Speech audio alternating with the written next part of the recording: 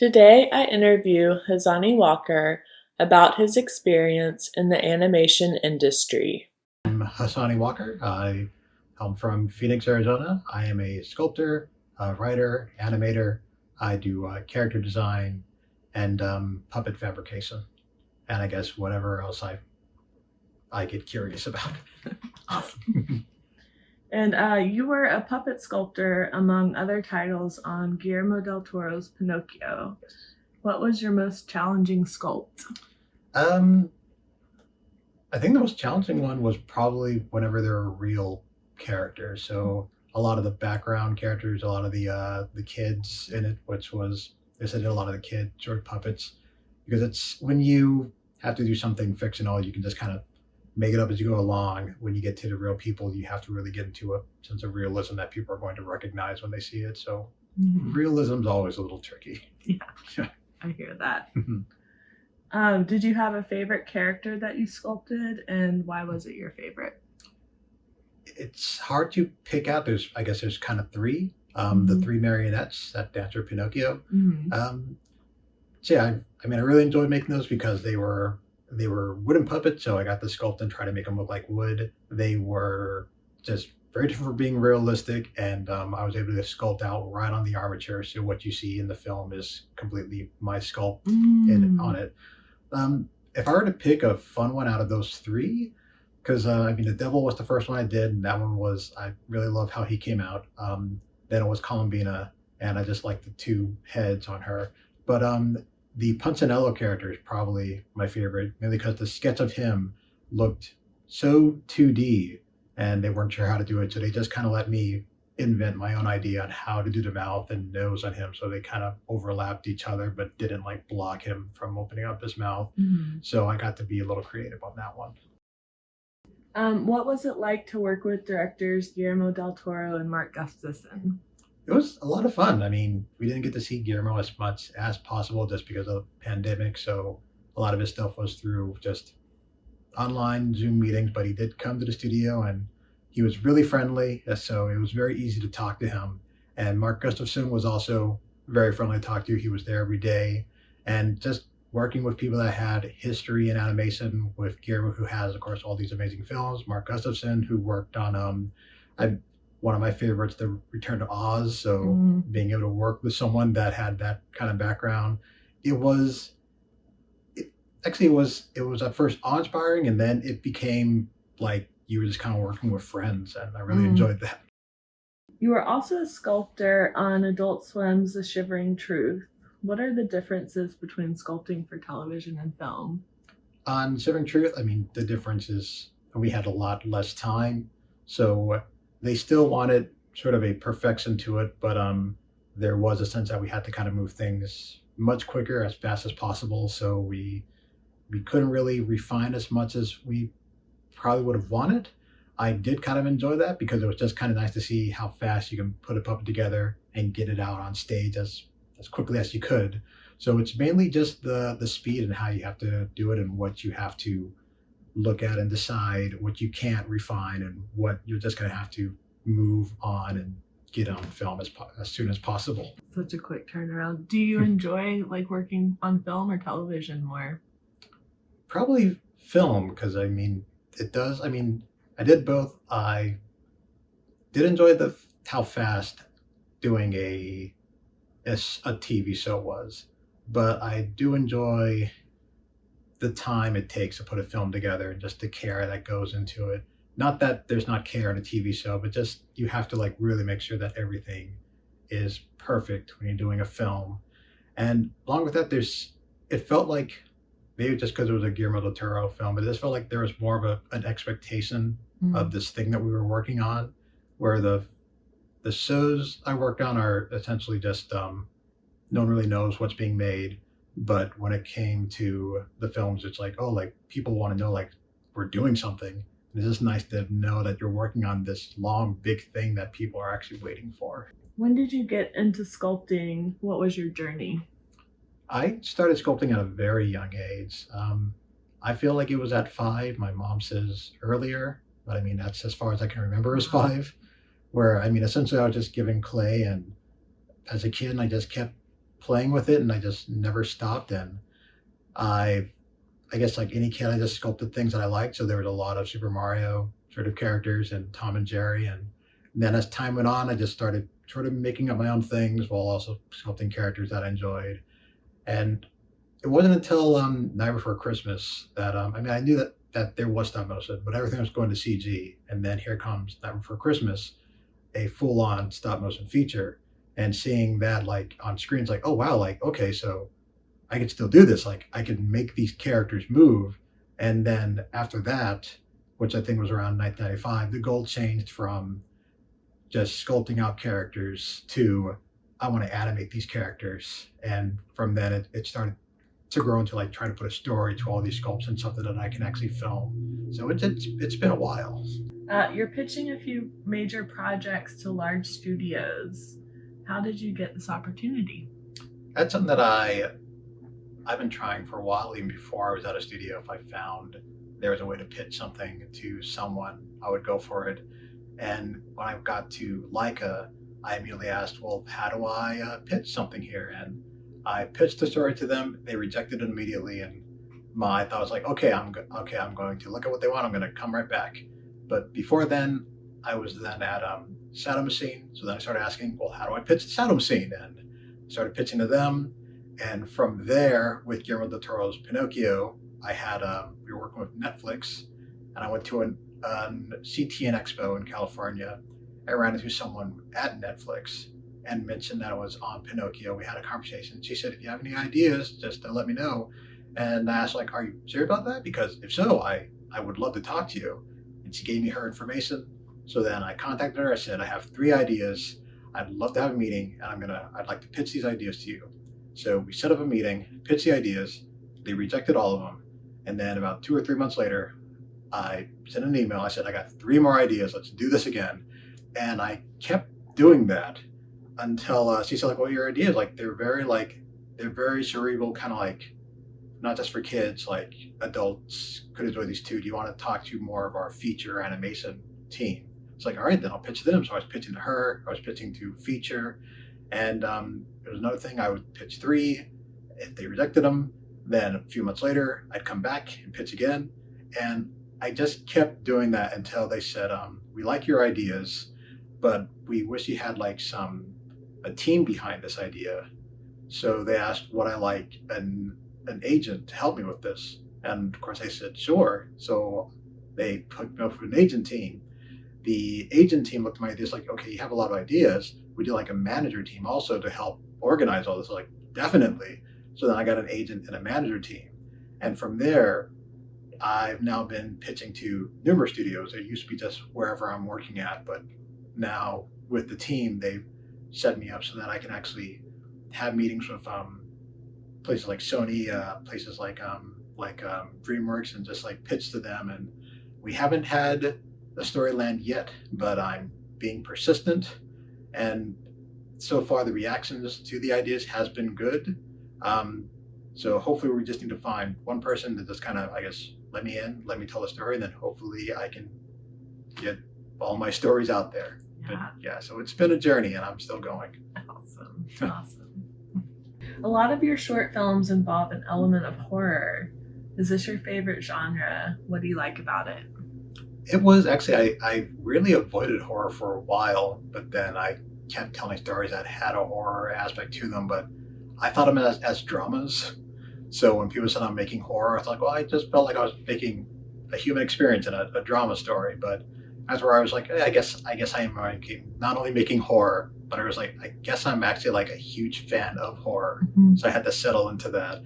And I think just what I really like from it is that I like watching a film that just really pulls you in and just kind of like gets your emotions stirring. And horror is one that I mean, it can mess with you, it can stay with you, it can actually get you on different levels. So it's and also it's just like it relates to so many other things. Like there could be like a sadness in horror, there's a comedy with horror. Mm-hmm. It's a genre that just kind of goes into all sorts of aspects. And I think it's also a genre that I've seen animation explore every now and then, but it's something that I wish they would explore even more often. because it's something where when you see it in animation, there's this element to it that's also just kind of shocking, and it's something that I've seen a lot of like Japanese animations goes into horror, and it always comes off as just like this beautiful, shocking sort of element. And when I see that, I mean, I would love to see something like a Nightmare on Elm Street film done, but in the style of like a DreamWorks animated film, where like you have like Peabody and Sherman sort of style, but it's a Wes Craven kind of story, and that's something that I would love to see. And I think since not too many, at least American studios are doing that, it's something that I like trying to explore myself. How do you come up with your story concepts? A lot of them started off when I was a kid, so a lot of them I just kept randomly sketching things, and now I just kept inventing on them. But if there's a big inspiration, it's definitely music. I listen to a lot of music, different types of music, and for the most part, every story that I have, there's like a playlist I have that just helped inspired it, and a lot of them are soundtracks, so I just kind of get the emotions of the characters. But a lot of it is just kind of just listening to music and asking questions, really, of what, yeah, what would a character do in this kind of situation? What would something be like in a certain situation? And just like, what would someone's reaction kind of be?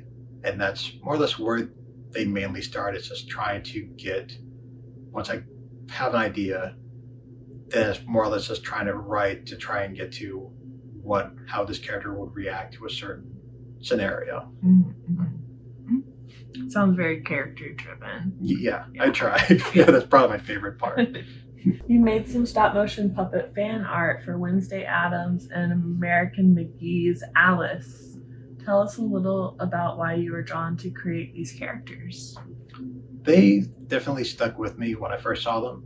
Wednesday Addams was always, I mean, she's an iconic character, and I think even when I thought I wasn't into horror, and of course I was, so I was definitely drawn to that sort of that outsider sort of character.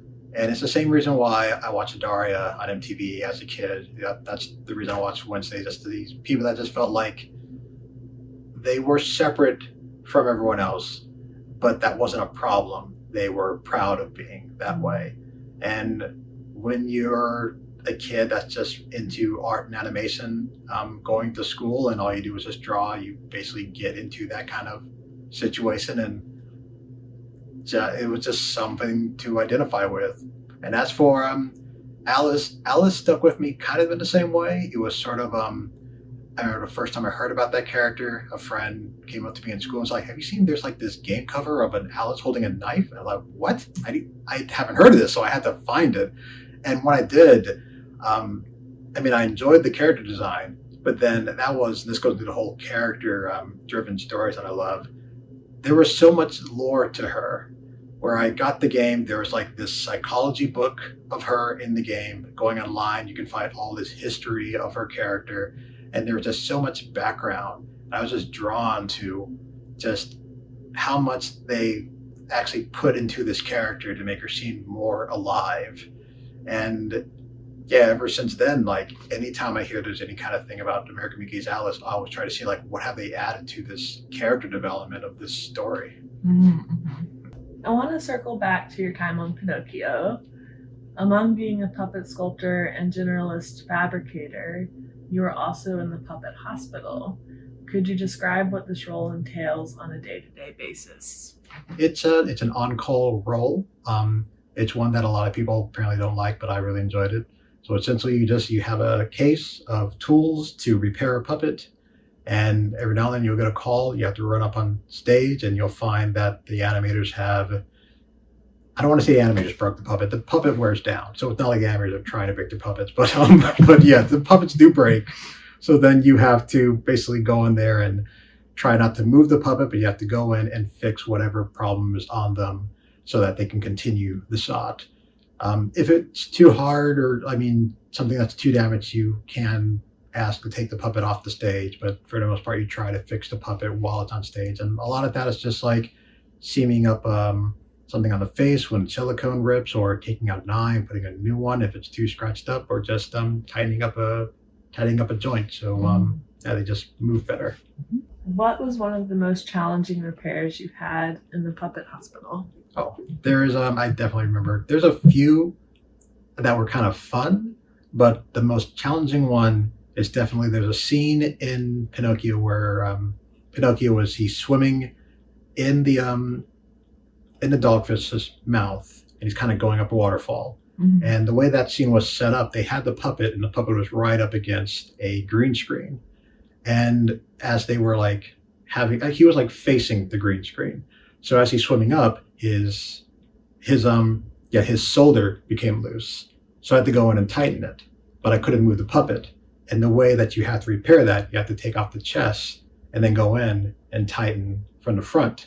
But I couldn't move him because it was facing the green screen.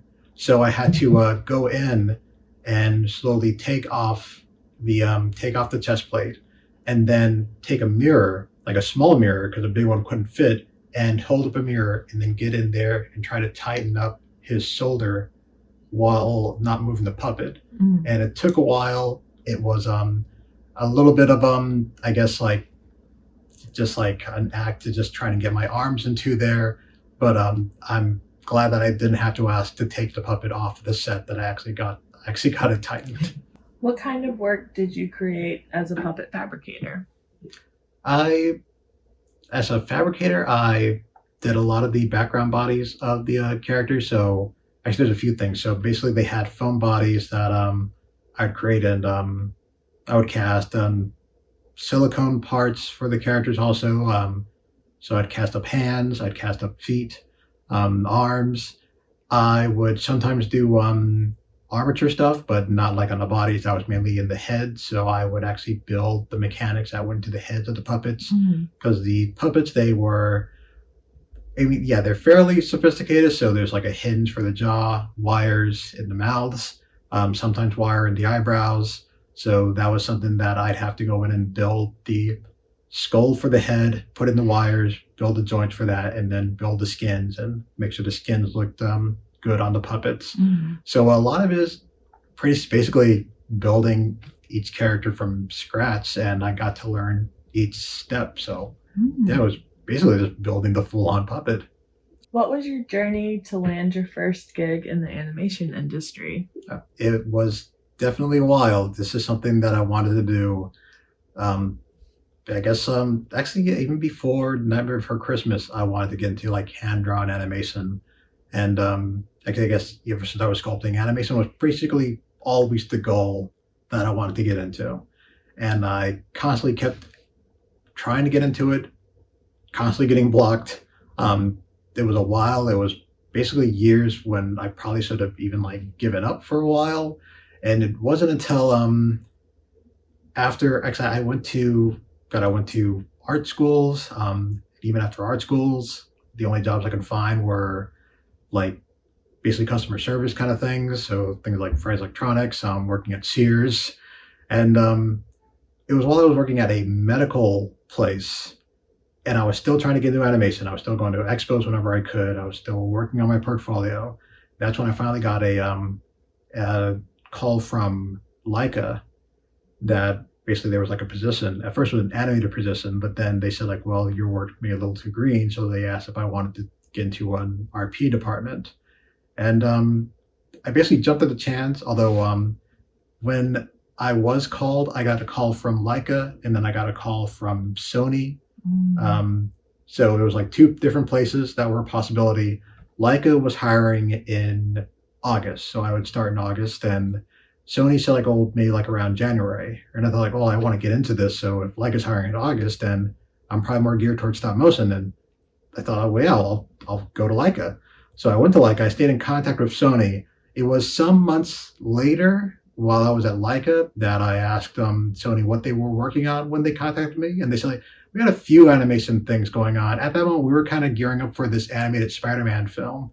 And I felt a little regretful on that, but I'm happy with all the people that I met at Leica. So I actually, and the connections I made. So I don't regret my choice, but still, that was something when it was a split second. I was like, oh, I could have worked on Spider-Verse. So I felt a little weird about that, but I was just glad to get into the industry. I'm gonna diverge from the questions really quickly. Okay. You said art schools, plural. Yes. What schools did you go to? Was it undergrad and graduate school? I mean, I did go to a graduate school. The first school, I mean, I had an apprenticeship for a while. That started when I was about 12 years old. So, and I mean, that was like a weekend thing. I'd go to an airbrush artist and he taught me basically classical kind of painting. And fortunately, he was open to me experimenting whenever I wanted to. So he taught me how to do classical painting, taught me how to do airbrushing and acrylic on canvas and oil painting. And then I said, like, I kind of want to try making a comic book. And he's like, okay, let's find out how to do that and let's do it. And then there was one night, so like, I kind of want to build sets for like a stop, like miniatures for a stop motion story. It's like, all right, let's put this together. So his name is Dave Lucero. He's an artist in Arizona. And he really taught me to just like experiment as much as I could. But that was basically my first kind of training in art.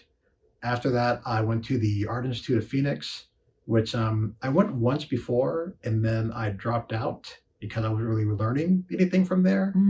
But then I went back and I felt like I went back at the right time because when I went to that school the second time, the Fox Animation Studio that made Anastasia, they just finished up Titan AE, and the studio basically closed down. So they had all these Don Bluth animators in Arizona with nowhere to go.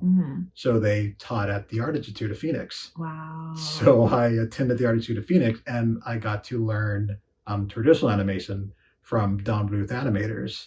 So I graduated from there with a bachelor's in animation. And after that, the next place I went to learn, actually, I mean, from there was just trying to find a job anywhere, and I wasn't getting into anything. And then I just started making my own short films. And I was asking different schools, like, could I get like reels of students so I can maybe like just so I can like send out a call for animators to help on these things. And they sent me some resumes and I saw these like lists of these amazing projects they worked on, and everyone had went to the same school, and it was I Animate, an online course. So I thought, like, okay, I'm going to do I Animate. So that was about $1,600 a course.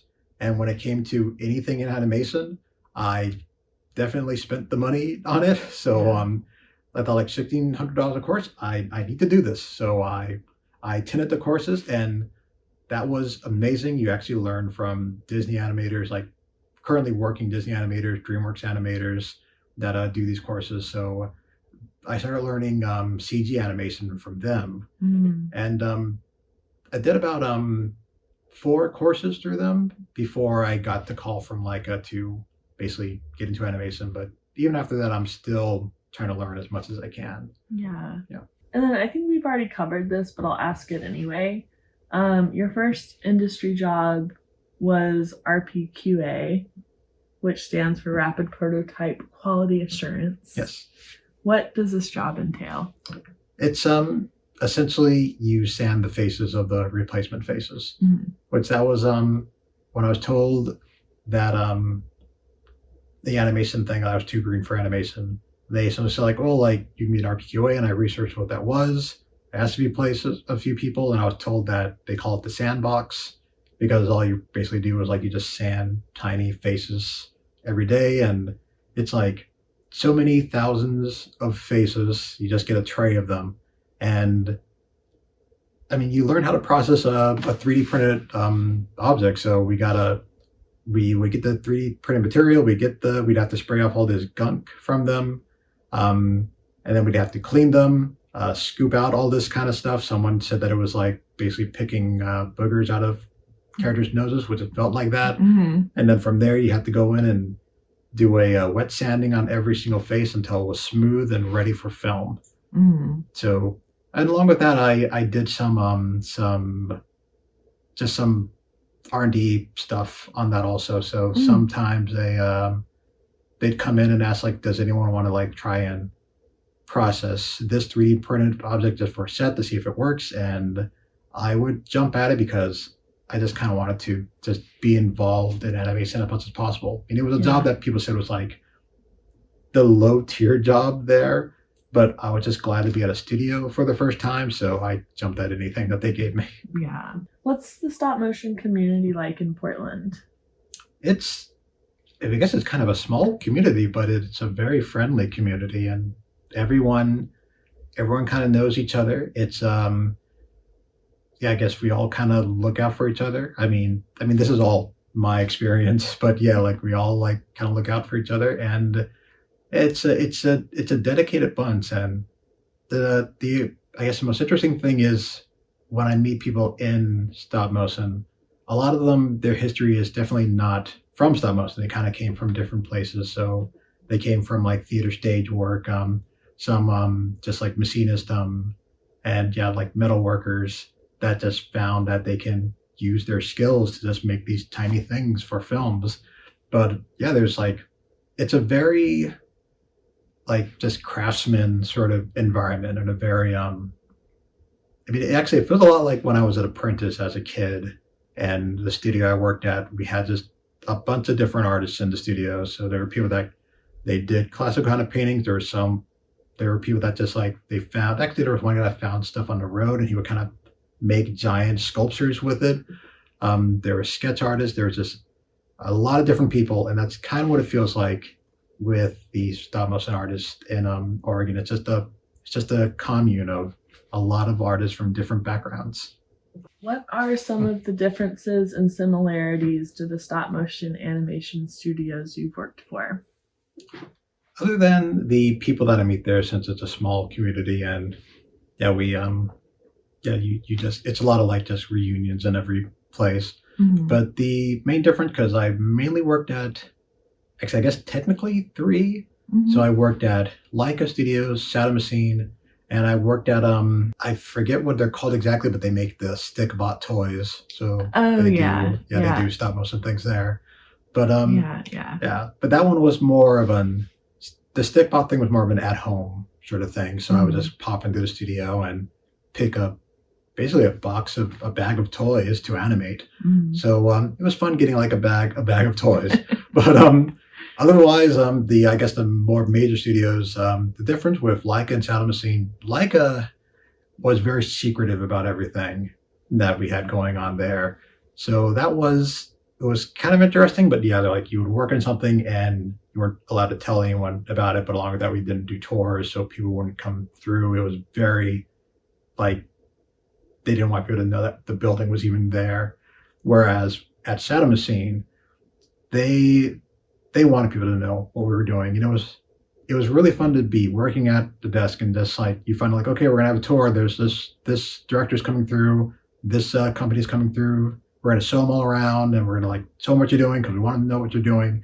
And I really enjoyed just like having people come through and just have an interest in what we were doing, rather than at like it was more or less like you had to basically be alone at your desk working on something, and knowing like, okay, like we don't want anyone to know that you're actually doing anything here. Are there any stop motion peers whose work particularly inspire you? There are I think Jan Spanmeyer is a big one, Mhm. where I mean he does like kind of creepy animations that I enjoyed, and he has I think my favorite one is a film called Alice, Mhm. which kind of goes back to the whole Alice in Wonderland kind of thing. But I remember when I heard about the film, and just found out there's this guy that he did taxidermy and now he does stop motion. And when I heard about that, I was kind of freaked out, like, oh, that sounds like that's going to be horrifying. But I was still fascinated by the idea, and I wanted to see it. And eventually, my sister actually rented the film, and when I watched it, my thought was like, oh, this isn't horrifying. This is a beautiful film, and I Mhm. absolutely loved it. And from then, like, I mean, actually, even before then, but yeah, his work has just been like a huge influence on me. Along with that, of course, there's Henry Selick with Never for Christmas, and actually, Never for Christmas made me fall back in love into the idea of doing stop motion. His film James and the Giant Peach probably had like even more of an impact on me through one scene, and that's mainly when I had read the book. I knew there was a part where the peach is going over the ocean, a shark comes up and attacks it, and then I'm in the theater watching the movie, and that scene comes in. but it's not just a shark. It's like this giant mechanical thing that's shooting out metal piranhas. And as a kid seeing that, I was like, you can do that? You can just like take something and just like create like whatever you want. And that was, to me, that was huge. And that's something that I try to do now, like when making something, it's like, well, yeah, but what if you like take it further? So, yeah, those two were definitely huge on me, along with Rankin Bass work, which I think influences a lot of people. Just the style of it, the nostalgia of it, and I've even tried to imitate it a few times. Oh, and actually, I guess there's a few people. So yeah, even like Will Vinton is another that I definitely have to bring up also. Yeah. Yeah. Oh yeah. Did you have a thesis film in school, and what medium did you use? If not, describe a project that was dear to your heart in school. We did have a thesis project, and I also have projects that were dear to my heart. So there's a mix, because when I went back to the Art Institute, when I was first there, I wanted to do stop motion, but they didn't have a place for stop motion. And after I left, I guess that became a conversation. So they set up a stop motion room. And essentially, when I went back, that almost became my room because I was in there so much. So while there, I put together a film called Talipo. It's like an old folktale, and it was something where I told people I went to like there was a SIGGRAPH club, so like a bunch of people animating, and they would do a film for the semester. And I went in there. It's like, well, I'm going to make this film Talipo. I'm going to be in this room working on things and then animating on these days. And if you want to come in and help, anyone is welcome to come in and help. And that was great. People did come in. People thought, actually, a lot of people thought it wasn't going to get done because it was a stop motion film. I was like, well, that's like difficult, which everyone says stop motion is really difficult. It's actually no harder than any other form of animation. So they said people thought it was going to be hard to do, but people still came in and helped on it. I like the fact that the official SIGGRAPH animation never got done. But Talipo did get completed and went to some film festivals. So cool. Yeah, so I came away with that. Along with that, I did a few other quick short animations there. Because I was just there on weekends. Even when the school was closed, I'd ask if I can come in and just work on my own stop motion short films. But we did have a thesis, and when we did a thesis, we had to work with a group. And there was a teacher that asked, like, did I want to do my thesis alone or work with a group? And it's like, I want to work with a group. And it's like, okay, but if you do stop motion, we're not sure if anyone's going to be able to keep up with you on stop motion. So we did a CG.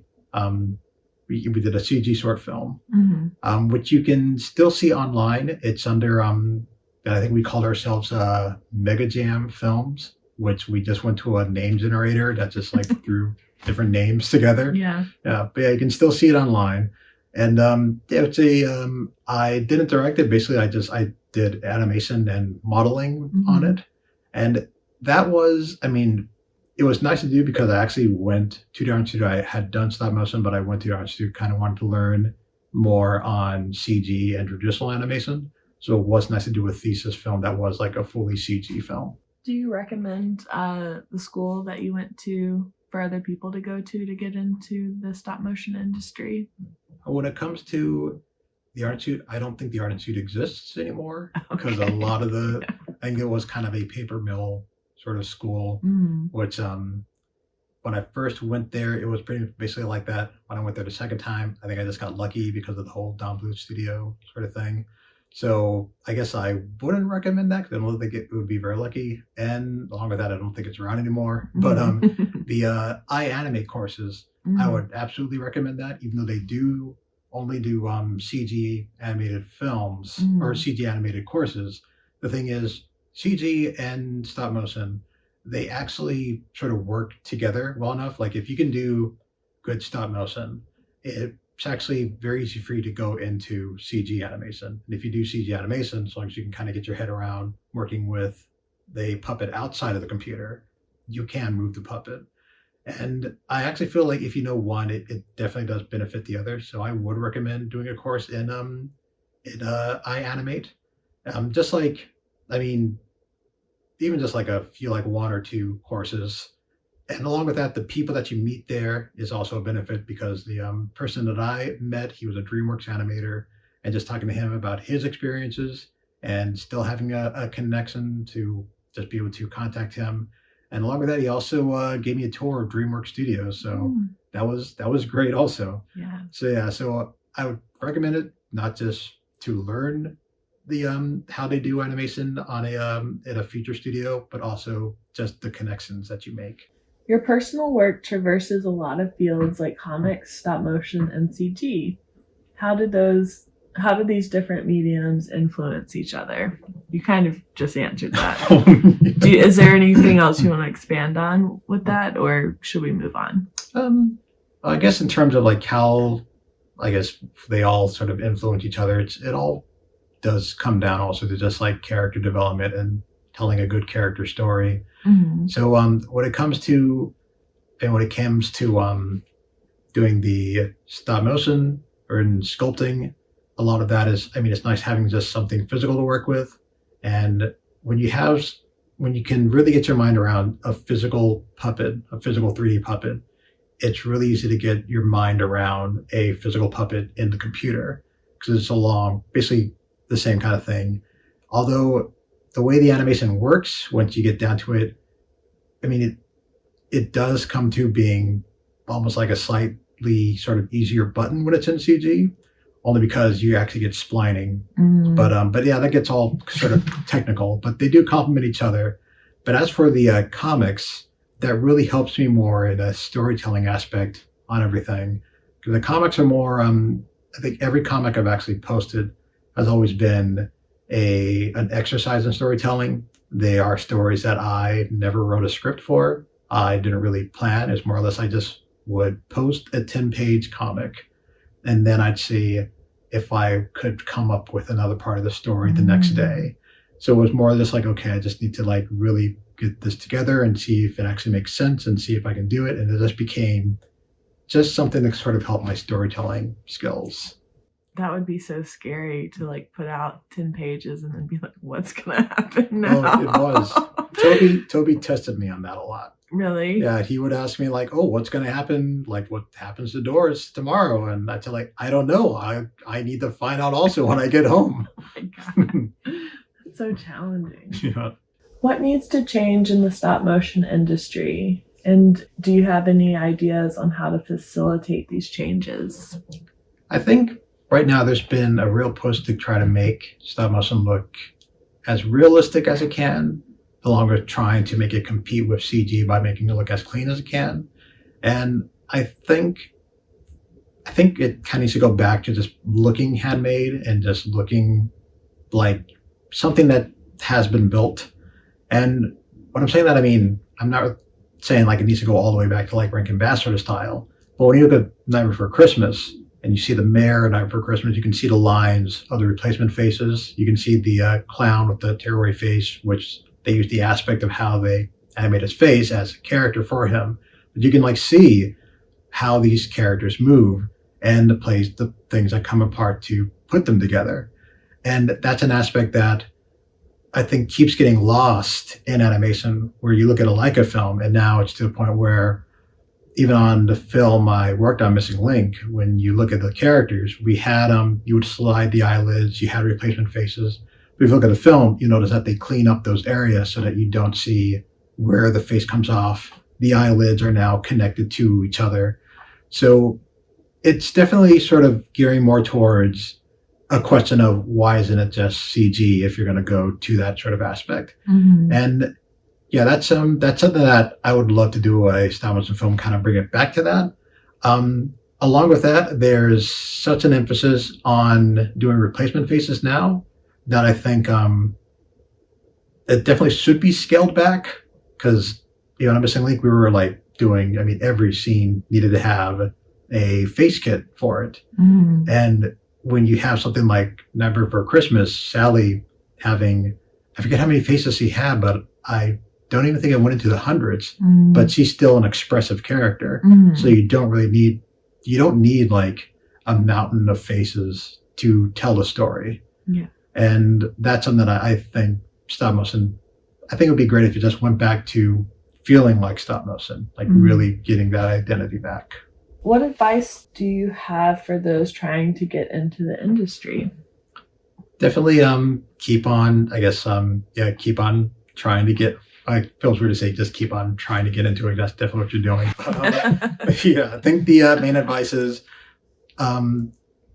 go where you can to get your work noticed. Go to expos as much as you can, any kind of convention you hear about. So along with that, go if you can't go to those, because I mean those can get expensive.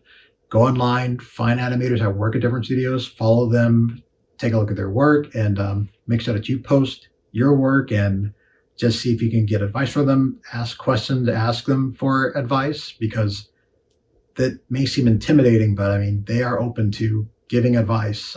Actually, that's one thing I found, that a lot of people in the industry are open to giving advice if you ask for it. And along with that, I mean, applying wherever you can, and don't be afraid to show your work, and don't be afraid to experiment with your work. So that is probably the main thing. So don't feel that you need to do something that is just like you have to fit the mold of what everyone's doing. This kind of goes into the whole learning to sculpt and stop motion sort of thing. But yeah, just like have fun, make something that you want to see made, make a film that you want to see made. And while you're doing that, just get your work out there, talk to people, attend things that you can, and just enjoy what you're doing. You're working on a project at Shadow Machine right now. Can you tell us a little about the project and what you're doing on it? I can definitely tell you what's been published. But yeah, I'm essentially doing the same thing I did on Pinocchio. So I'm sculpting characters. I will most likely end up also fabricating puppets and building just mechanics for the faces on them.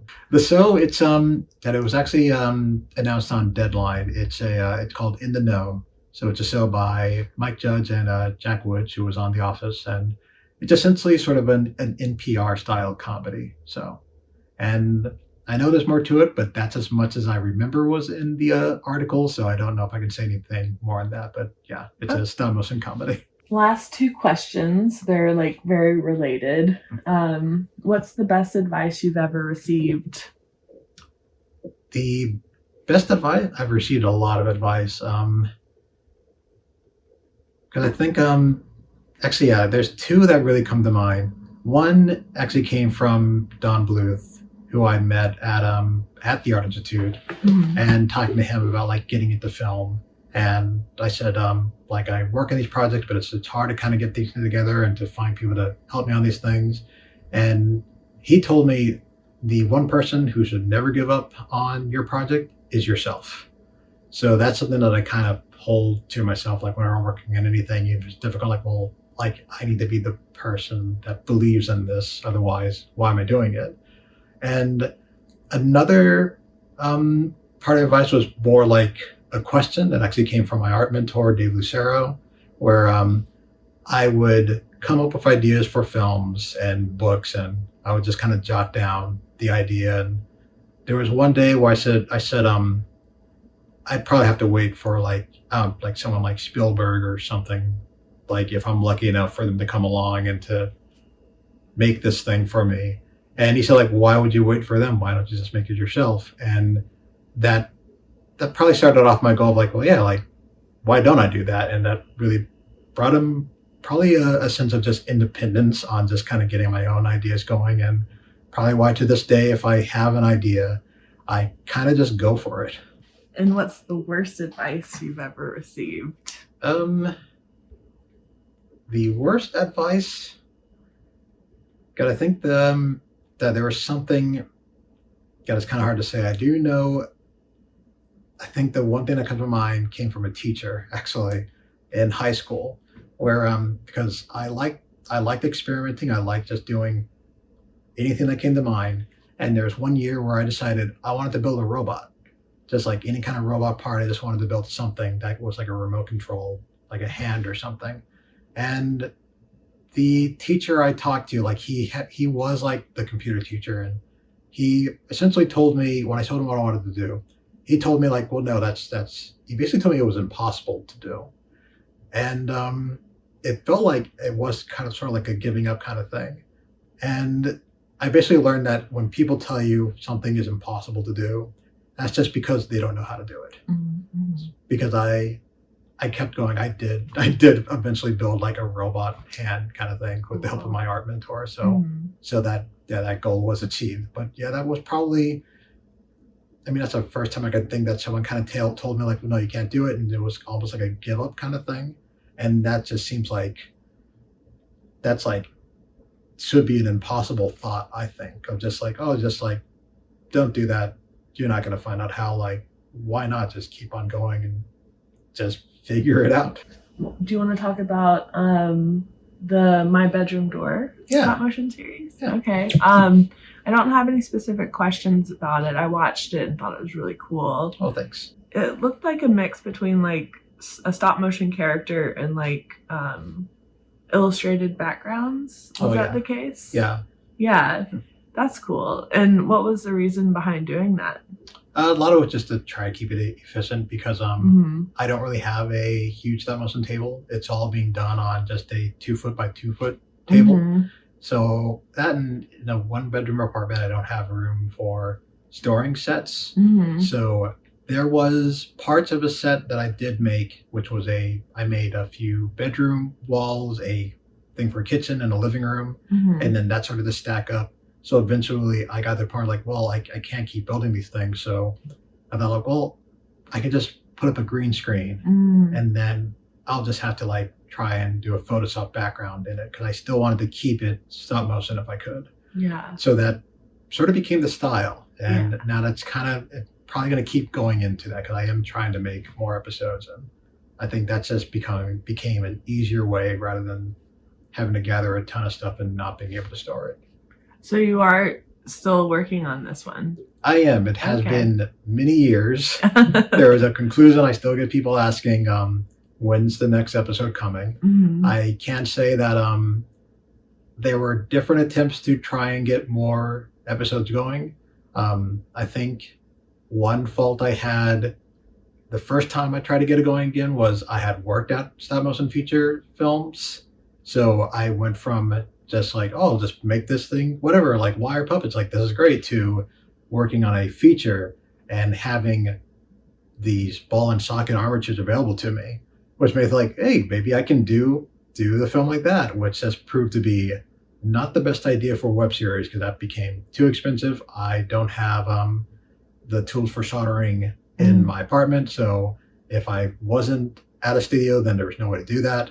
So through Pinocchio, I started to try and figure out how can I build a more sophisticated puppet without having to spend the money and the time to make the sophisticated puppet. And fortunately, while I was there, and actually that's how Wednesday and Alice were put together, that was sort of an experiment to see like, can I actually put this thing together with things that I could do on my own? And after the way that they came out, that is basically how I'm styling the new My Bedroom Door puppets, or at least a few of them. I'm only doing main characters like that, and background still kind of like a very basic idea. But yeah, it took some figuring out. It's definitely been years, but I am definitely working on new episodes of that series.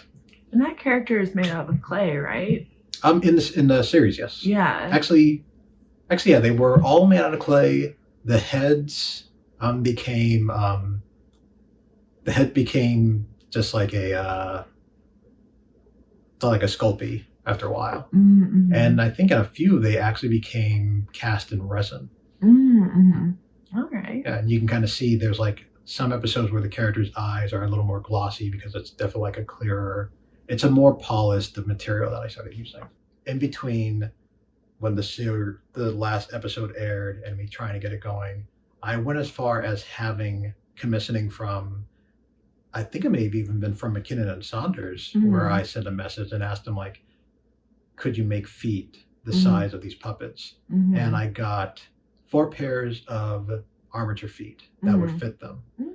But that was one of those things where when I started to put the rest of them together and seeing how expensive it was, like, well, if I do this, I need to do like maybe one puppet for maybe a quick few sorts as a ball and socket character. But if I'm going to do a whole web series, those need to be like very easily made things. Yeah. Yeah. So they're going to be wire. Yeah.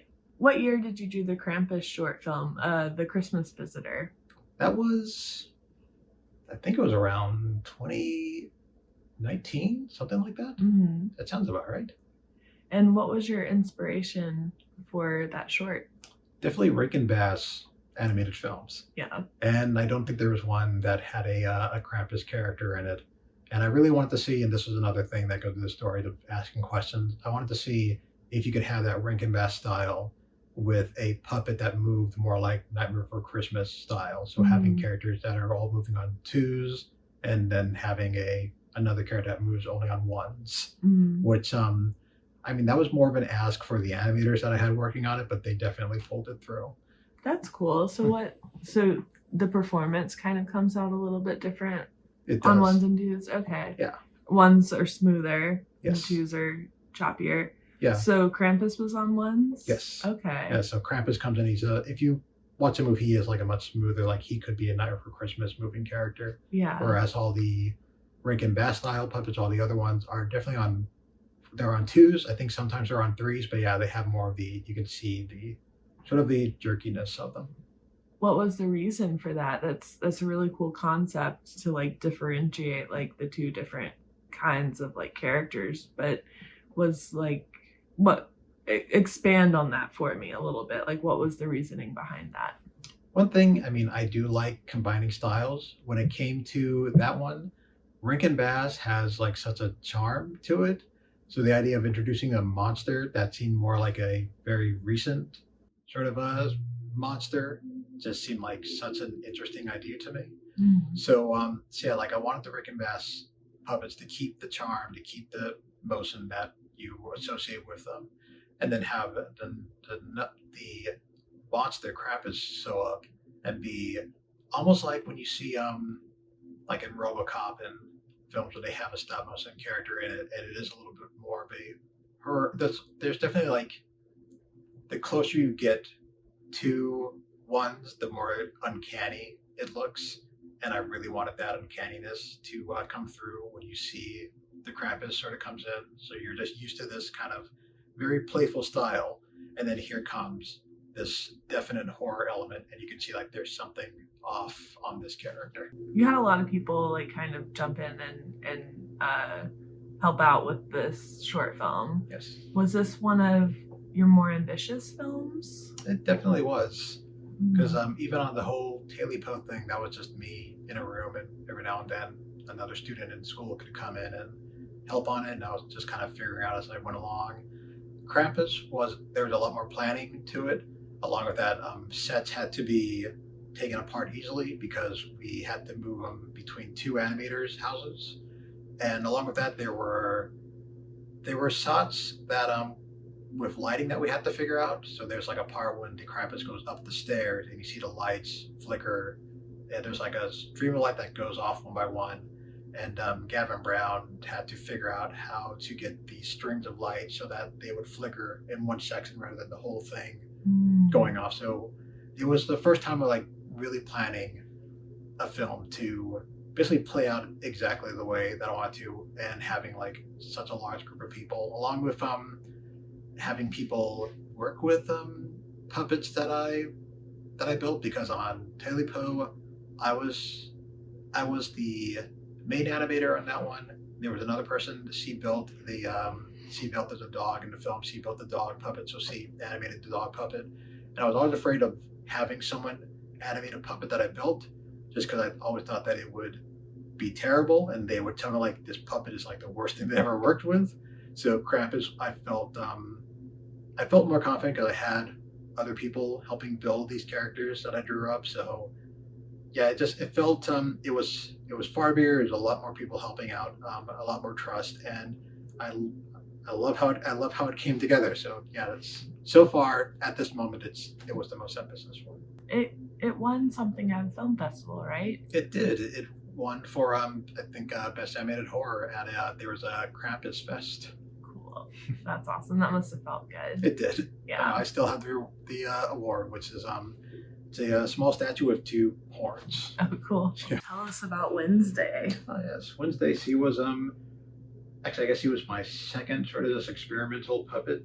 The way she's built is basically how a lot of the background puppets in Pinocchio were actually put together. Mm-hmm. So she has a foam body, and then like silicone on places that you actually that you see outside. Her hair is silicone also, along with her pigtails, so I can actually kind of move her around. One thing, oh yeah, and also her shoes are silicone, which I sculpted a lot of shoes on Pinocchio, and I really enjoyed that. So I keep that going. One thing that is different from the puppets on Pinocchio, which is they all had mechanical faces, so you can move joints in their faces. On Wednesday, I thought it'd go a little bit simpler, so she has replacement faces, so I can actually pop off her face. And she doesn't have a lot of expression because it's Wednesday, but yeah, I can just snap another one back in. So she has neutral, she has eyebrow raised, and she has slightly angry. Oh, nice. 3 was enough for her. Yeah. But yeah, I really love how she came out. I do plan to animate her at some point. I guess right now I'm still very precious to this puppet, so I'm very afraid of animating her and having a body part sort of snap. Even though I still have the pattern for the clothing, I could easily make another one, but I just yeah, I guess I'm still too attached to the puppet at the moment. So. I totally get that. Like, it's too precious. Yeah, definitely. But yeah, I really do like how she came out. She's awesome. Oh, thanks. When you animate her, what do you want to have her doing? I have been planning on a dance, and it was a dance in the new Wednesday that I might have her do. Yeah. But along with that, there's also a dance from the original series that she does. So I guess yeah. So I'm kind of debating on which one to do. She may also become just kind of a pose sort of puppet. So just a puppet that I pose and post each year on different things I have been wanting to do. Actually, there is an Instagram page that's just one image of her. That's just an It's Wednesday sort of thing. So every Wednesday there's a post of her that just says It's Wednesday. But I do want to do more of her, just like a Christmas image. I want to do a Halloween image of her, and just like images that just seem like she's going about her daily life. Alice, tell us a little bit about her outfit. What's the horseshoe? The horseshoe, now actually a lot of this is there's a lot of like runes that actually show up in the games. You can kind of see it on the pockets of her dress also. But yeah, in the games there's a lot of symbolism in runes. There's they do change throughout in different outfits. So yeah, because it's a very cryptic sort of game and a very gothic sort of game. So along with that, she also has the skull. Oh yeah. Cute. Yeah. How is she holding the knife? Does she have a tie down? It actually isn't tied down. It actually just kind of slips right in. Oh, okay. Yeah. But actually she doesn't have the capability of that. There isn't a tie down in there. So if I really wanted to connect that in there, I would do what we actually did on Pinocchio and more or less just super glue it into her hand and just use a release to actually get it out of her hand. Okay. Yeah. And the knife, it actually has a lot of patterns on there too. Let me zoom in. Which which are all 3D printed. Oh wow. Yeah. Cool. I really wanted to get something that looked at least a little bit like metal for her. Yeah. Yeah. And are you gonna animate her, or have you? I haven't yet, because this was actually the first sort of experimental puppet I made, just like the whole my bedroom door idea to see if I can make like a quick puppet. And because of that, there were some things I did not figure out. So one thing is her legs. These are all fully silicone. So they're heavy. So if you try to bend them, she can't really bend them as well. And actually the whole body is heavy because of that. And the wire is sort of loose. So her arms and legs actually can pop off. I'm not going to do that because I found out that along with them being able to pop off, they also break easily with the wire.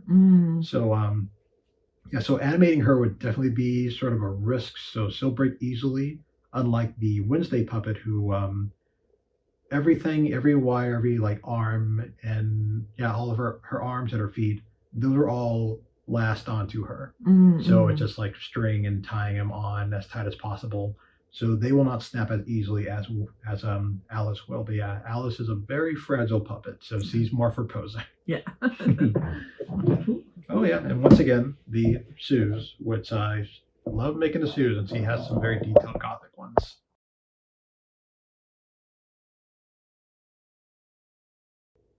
What is it about shoes that you like making? I just yeah, there's a classiness to them. Which got on I had done it before, and when I had done it, I just loved all the small details you had to put in them on little stitches and things and putting in holes for the laces, which I did that when I was a kid. I still have sculptures I made even actually yeah, from high school that have a lot of laces on them. I just enjoyed that. Um, it was when I got onto Pinocchio and had to make shoes for characters, I really got more of a joy out of it because when it came to stop motion, I wasn't sure how you would do this feat as detailed. And then we were just sculpting them and casting them in silicone. So because I think on Leica, when you look at the shoes on there, they actually make their shoes with fabric. So I thought that's how you're supposed to make shoes in stop motion. You use fabric. And on Pinot, it's like, well, no, we sculpt them, we cast them in silicone, and yeah, like any laces, we just kind of glue onto there. So that was just a more achievable idea for a stop motion puppet. Yeah. And, yeah, and after that, I started sculpting them for stop motion and casting them in silicone, and I guess I just always loved just yeah, I guess I'm not really sure what it is about the the shoes, but yeah, there's a classiness to it. Yeah. Yeah. Maybe in a past life you were a cobbler. Do you want me to grab Krampus now? Oh yeah. He looks really sturdy. Oh, he is surprisingly so. Yeah. Meow made the armature, right? He did, and the antlers. And the antlers, cool. And then did you sculpt the bones over top? I did. So yeah, the bones are all I mean it's a God, it's an epoxy. It kind of reminds me of the Nightmare Before Christmas reindeer. Oh yeah, that was a little bit of the style actually when I was drawing him up. That was one of the references that I had for him. Oh, cool. Along with just like some like robotic steampunk sort of reindeer also. Yeah, the main thing that was added to really emphasize him was just, or emphasize like the Christmas aspect was the cloak, and of course then you have the crown, which was going to be like a crown of thorns, just because it seemed a little blasphemous, and I thought that was fitting. Which one's your favorite puppet? Out of these three? Yeah. Oh, that's hard to say. I'm making you pick your favorite child. Yeah. Oh my goodness. Oh, that is hard. Because God, I do love all of them, and God, that is so difficult. I feel like I want to say Wednesday, but I do love Alice also. Yeah. Like I'm not just about to go down the list of all of them. I mean, Wednesday is definitely like I can pose her very easily. Alice was the first like really just experimental like full on like feature style puppet that I just sort of built from scratch. So God, it's definitely a toss up between those two. Yeah. Yeah. So God, it's so hard to say. But actually I think I'm gonna probably go at the moment, probably go with Wednesday. Only because Wednesday, I mean, out of like the two of us, the most complicated of the puppets, Wednesday is more my style. Okay. Whereas Alice is definitely taken, we just went like straight for American McGee style. Okay. And with Alice, it was more, I mean, with Wednesday, it was more like I had drawn images of her, and that's what I took from it. Yeah, Wednesday looks like she came out of your brain. Yeah. Yeah. Yeah. So it's definitely more her. Along with actually, yeah, there's the fingerless gloves, which I can't really explain why I do that a lot, but if you look at a lot of my sketches, I do a lot of fingerless gloves on characters. Interesting. So, I wonder why. Oh, yeah. It's something, God, I'm trying to think of other things. Actually, there's fingerless gloves, and I know I put I'll put a choker on a character every now and then. Mm-hmm. Now that I do know where that came from. That came from a Batman the Animated Series episode. Okay, which one? There's a character. Her name's Annie. I mean, it's more or less Annie Hagen. It's a character that Robin comes across, and she's like, I'm about to go into very nerdy sort of my whole Batman thing. But yeah, she turned out to be a part of Clayface, but she doesn't remember it. And her design, she had there was a choker on her. Mm-hmm. And I just started drawing characters like that because I enjoyed the character so much in the episode. Mm-hmm. And now to this day, I still draw every now and then. I'll draw a character and then I'll add that to them. Cool. Yeah. But as for the fingerless gloves, I don't know where that came from. It's just an aesthetic that you enjoy. Yeah, it really is. And I think it's fitting to Wednesday. Cool. Awesome. Well, thank you for coming and giving me all of your answers. And absolutely. It was really fun. It was. I hope you enjoyed the interview with Hasani. Check out more of his work in the links below.